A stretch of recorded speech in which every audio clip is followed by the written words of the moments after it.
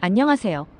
고심 끝에 거북섬의 상가를 분양받고 대출까지 받아 잔금까지 모두 납부한 후 상가 분양이 되지 않아 월소득 250만 원을 모조리 은행이자로 납부해야 하는 안타까운 사연을 말씀드리겠습니다. 홍 씨는 올해 50대 초중반의 여성입니다. 과거에 이혼을 했고 그 이후 딸 하나를 키우며 살아왔습니다. 딸은 현재 20대 중반으로 대학을 졸업하고 취업을 준비 중입니다. 아르바이트가 아닌 정규직 회사에 다니고 있지만 아직 연봉이 높지 않아 월 250만 원 정도의 소득으로 생활하고 있습니다. 사실상 홍 씨가 지금까지 딸을 혼자 양육해오고 아직도 경제적으로 도움을 주고 있는 상황이죠. 홍 씨는 아이가 미성년자일 때까지는 양육비를 받았지만 이제는 성인이 된 만큼 따로 양육비를 받을 수 없습니다. 그래서 모든 생활비와 딸의 취업 준비 비용까지 자신의 월급과 저축으로만 감당하고 있는 상황이었습니다. 이제는 허리도 아프고 무릎도 좋지 않은 상태지만 딸이 안정될 때까지만 조금만 더 하는 마음으로 계속 일을 해왔습니다. 그동안 악착같이 모은 돈이 약 2억 원. 전세로 살고 있는 집이 있고 그 외에 현금으로 쥐고 있던 돈입니다. 그 돈은 노후 대비도 있었고 딸의 미래도 고려한 것이었습니다. 그러던 어느 날 홍 씨는 지인들과의 모임에서 거북섬 투자 이야기를 처음 접하게 됩니다. 시화호 근처에 있는 거북섬이라는 지역이 향후 관광지로 개발될 거라는 이야기였고 지인들 사이에서는 이번에 하나 있어. 이거 놓치면 후회할 거야 라는 말이 심심치 않게 들려왔습니다. 홍 씨는 처음엔 귀담아 듣지 않았습니다. 하지만 이상하게도 모임 때마다 거북섬 이야기가 나왔고 지인들이 모두 좋다, 확실하다라고 말하는 분위기 속에서 홍 씨도 점점 나도 해야 하나 하는 생각이 들기 시작했습니다. 결국 모델하우스를 직접 방문하게 됩니다. 그곳에서 홍 씨는 다음과 같은 말을 듣습니다. 여기는 향후 유명 관광지가 될 거고 공실 위험도 거의 없으며 월세 수익까지 안정적으로 발생하니 노후 준비로 딱 좋습니다. 마치 모든 고민의 해답을 듣는 기분이었죠.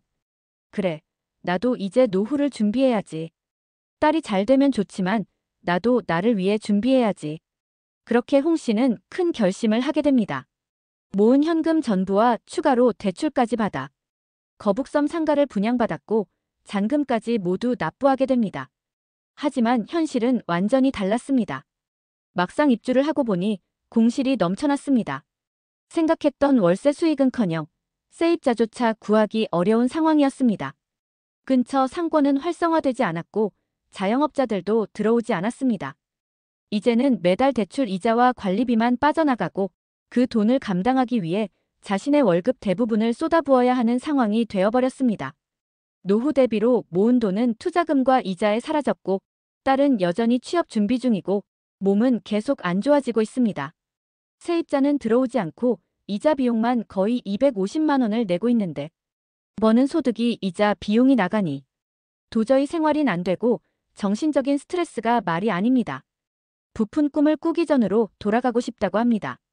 거북섬은 실제로 시화호 북쪽 공유수면을 매립해서 만든 인공섬이고 초기에는 스페인 남부의 코스타델솔 같은 휴양지를 만들겠다는 계획으로 개발이 진행됐습니다. 2020년대 초반 부동산 상승기에는 많은 분들이 이 지역에 기대를 가졌습니다. 실제로 한국수자원공사와 시흥시가 주도해서 문화축제, 레저시설 개발 등 여러 발표를 했고 이 덕분에 인근 안산, 시흥, 인천 등지에서 많은 사람들이 투자에 나섰습니다. 하지만 예상과는 달리 부동산 시장이 급격히 얼어붙으면서 거북섬도 공실 대란을 맞게 됐습니다. 최근 보도에 따르면 총 4,000개 가까운 상가 중 입점한 곳은 300개 남짓이라는 분석도 나오고 있습니다. 여기서 제가 강조하고 싶은 건 심리적 편향의 무서움입니다. 내가 어떤 선택을 하고 나면 그 선택을 합리화하려는 심리가 생깁니다. 그래서 불리한 정보는 외면하고 유리한 정보만 받아들이게 되는 거죠. 홍 씨도 초기에는 계약금을 포기하고라도 철회할 수 있었지만 내가 잘못한 건 아닐 거야라는 생각이 선택을 고착시키게 만들었습니다.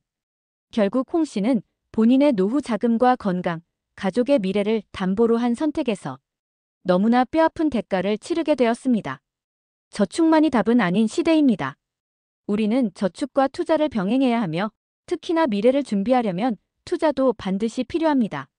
하지만 투자를 할 때는 내가 왜 이 결정을 내렸는지, 이 정보는 누가, 어떤 의도로 제공한 것인지 반드시 객관적인 자료와 스스로의 판단 기준을 세워야 합니다. 투자는 절대 감정이나 분위기로 결정해선 안 됩니다. 오늘 이야기가 여러분에게 작은 경각심이 되었기를 바랍니다. 시청해주셔서 감사합니다.